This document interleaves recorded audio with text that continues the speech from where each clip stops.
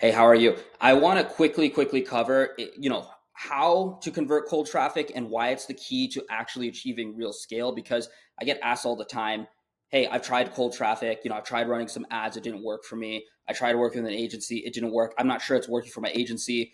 And, the answer is, well, do you see other people in your industry running ads across digital platforms like Facebook, Meta, YouTube? And they say yes. So it is working for other people. The key is just figuring out how to make it work for you, right? And it's always really frustrating, I understand, when you ask someone, or you tell somebody, "Hey, I tried these, digital ads, Facebook ads, or whatever, and it didn't work for me." And they go, "Well, you're probably not doing it right." And while directionally that's correct, most likely, it's very unsatisfying because, well, then the question is, well, how do I succeed, right? And that's the part where it gets a little bit frustrating because it's usually not just like one tweak. It's a whole, you need to develop the understanding, which I'm going to cover some of the most important things here.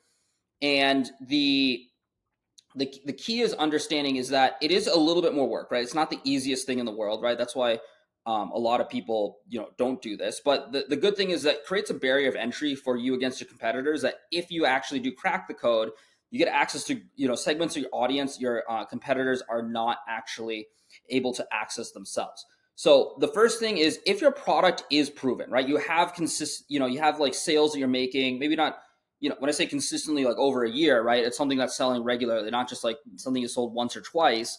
You have like customers that like your product, they like your service, you're able to deliver the outcome that you're able to, is just understand that people are people, right?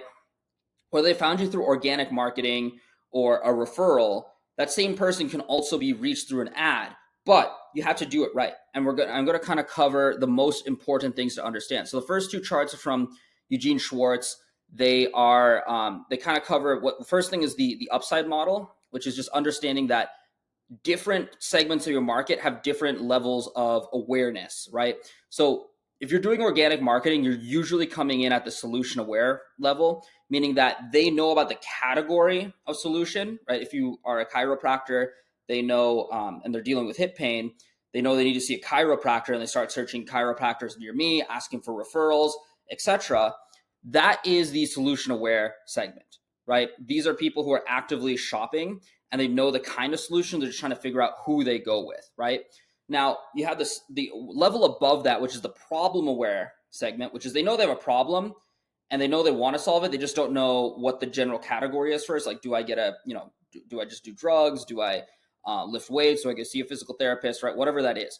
And it's on you. Now, you have to treat these segments differently, right? It seems obvious, but a lot of people, they don't start out their ad with addressing, whenever you start an ad, you should know which level of these five, right? Now, these bottom two are basically retargeting. We'll talk about that later. That's a way to like maximize profits, because a lot of time, and this is one way to make cold traffic work, is sometimes, yeah, people have a little less intent. So the moment they show some interest in you, you want to hammer them more and more with ads.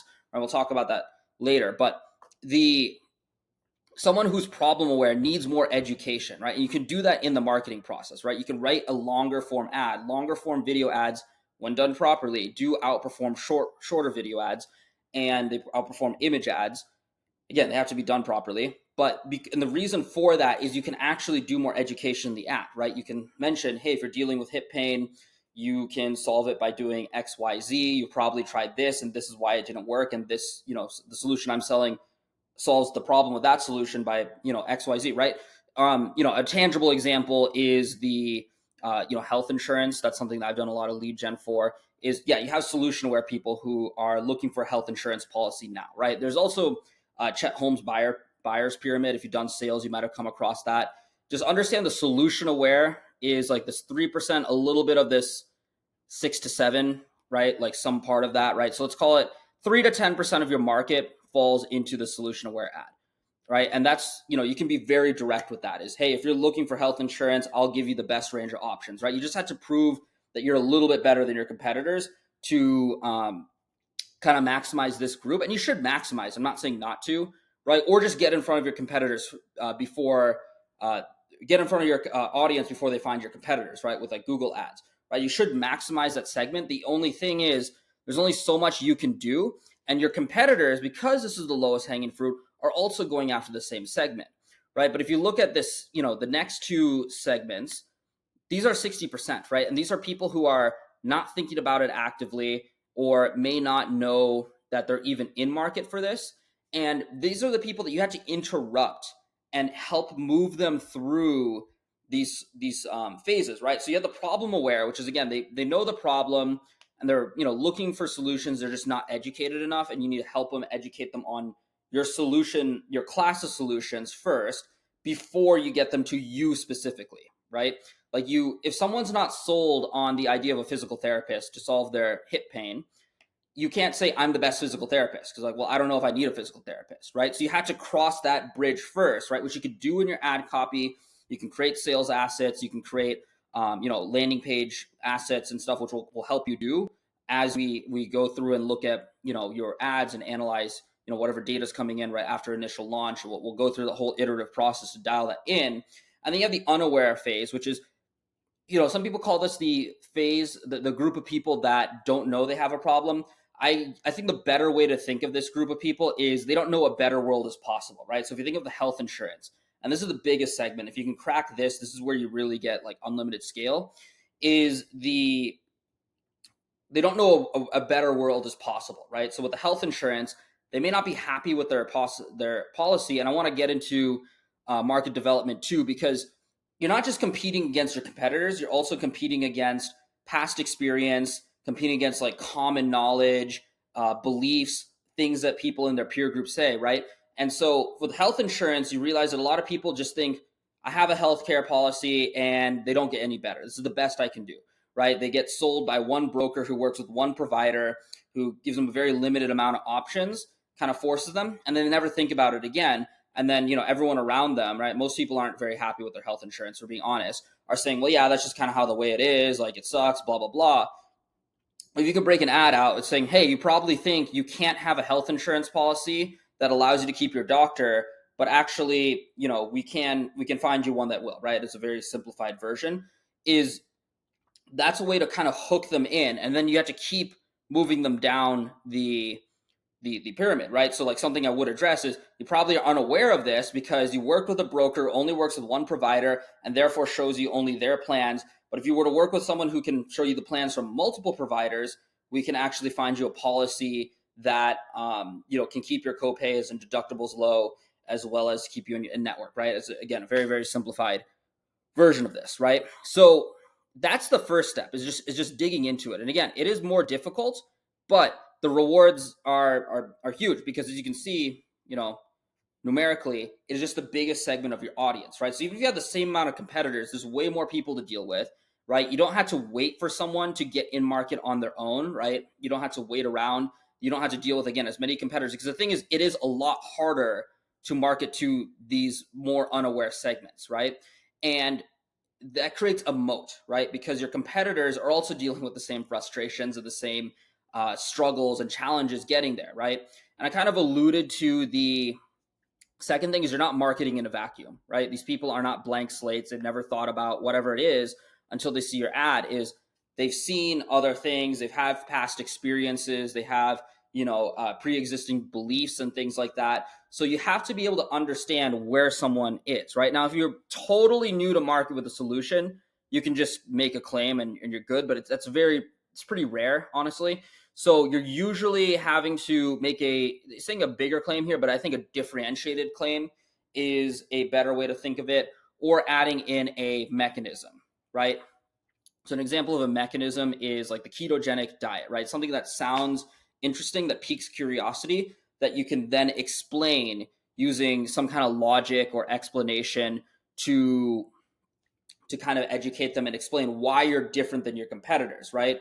And I want to kind of address, right, is, how do you figure out a lot of those, pre-existing beliefs are getting in the way of people buying? And a lot of it comes down to listening to your prospects and your clients and understanding what, when you say something, like what actually changes their mind, what are the objections they're giving you. And you want to hone in specifically to the objections of, these top groups. You do have these people that come through that are not interested. And the worst mistake you can make is listening to them, because these people will lead you on, right? They'll come into your business and they'll talk to you and they'll, keep, pushing for, oh, can I talk to clients? Can I see testimonials? Can I do this? And that's not to say like not to do those things. It's, the people that they ask for those and then they don't come through, right? They keep asking for more and more and more. It'll take up more of your time to the point where it seems like they're the biggest segment because they take up the most amount of your time, but they never actually buy, right? So you want to think of the people who actually, ideally, who go through the process and buy, and you can kind of map, okay, what objections, what did I say to those objections to overcome it? And how can I include that in my front end marketing? Because the same objection someone's telling you, they have in their mind when they see their ad, the thing is they're just not going to click your ad, right? Because some people are a little bit more of a risk taker and they see, okay, I have this thing, but I'm going to give these guys a shot, and they'll talk to your sales team or you or whoever. But a lot of people, they have an objection, they just don't move forward, right? But if you can include that stuff in your front-end ad or your mid-funnel, right? And that's the other thing is it's not always just about the one ad in front, right? You have a lot of other resources, right? You have web pages, conversion assets such as video sales letters, creating, mid-funnel content, right? Video assets you can put on YouTube, other social media channels if people, decide to research you, that you can send out from your sales team, retargeting ads that have more content in them. You can even create additional funnels, right? Like maybe getting people onto like a Q&A Zoom, things like that, or sending people other, little trainings or tools or things like that, relate to what it is you're ultimately selling, email segments, specific sales calls and pitches and things like that. There's a lot you can do actually in the middle of funnel that'll accelerate people, from here or here to, down to where they can actually close, right? And that's what we're going to work with you, right? It's not just the ad, right? It comes down to the whole ad funnel that you're bringing them through, right? And so we might have something that looks like this, right? A landing page with a VSL, right? Some people won't buy immediately, but you keep hitting them with retargeting ads. Eventually they move through, and then you have another set of retargeting ads and push them through, right? That's a very basic funnel. That's something that we develop, right? It's not just this ad and magically you have unlimited traffic, right? That's just not realistic, right? You have to build it out, but that's not difficult. And it's something that I have, years and years of experience with, and I'll help you do the same. So understanding, exactly what it is your market is dealing with in terms of, seeing competitors, what they've tried before, beliefs, understanding where they are in the awareness cycle. This has to dictate all of your ads, right? And getting back to this is also listening to the right people. You don't want to, like, the worst thing you can do, I never completed that thought, is listening to these people and, adding in all these like million guarantees and all these like weird things. Like I'm sure you've seen, depending on what industry it is, like all these agencies are like, we'll get you 50 booked calls this week or, whatever, right? And that's a very common type of messaging. And that's not out of nowhere, right? It's because people are skeptical. They've been burned by agencies a lot. And so now instead of, the thing is they don't understand the, idea of a mechanism, for example, is just explaining why those previous agencies didn't work and why you're different from that. And then going from there is they're just trying to hammer it over the top with like a guarantee and these crazy risk reversals and things like that, which actually just brings in more of these worse people. But understanding, for example, when I did an agency and people were coming to me, I tried an agency, it didn't work. I would go, well, I'm a performance-based agency, right? That's my mechanism, right? It's not as, famous or exciting as a ketogenic diet is, right? Everyone knows what keto is, but there's enough of a differentiator between people go, okay, what is that? I mean, I get paid off of the performance of you, right? This is when I did the performance-based agency. And what this did is it handled the issue is that, a marketing agency, you pay them X amount of dollars per month and they earn that same amount of money every single month. And ultimately their incentives are not aligned with yours, right? They're incentivized to go get more people to increase the revenue, whereas you need to grow the specific ad channel. Whereas with me, it's the more money you make from this ad channel, the more you pay me. And it's actually less stressful for me. I'd rather deal with one person who pays me 3 times, an amount versus 3 people that pay me, a certain, 1/3 of that, right? And, putting that in your front end marketing, in your, mid funnel process actually breaks down, those objections and gets people to buy. Breaks down the skepticism that comes from this. But you have to acknowledge what are the actual objections, right? You can't just throw that out of nowhere. And you have to say, the right objection, right? You can't just guess and make these up. So these are all things that we can dive into, with your business, figure this out. and it's going to be the cornerstone of a high converting funnel. So either way, I'll talk to you soon, hopefully, and we'll kind of figure out how to map this out for you and go from there.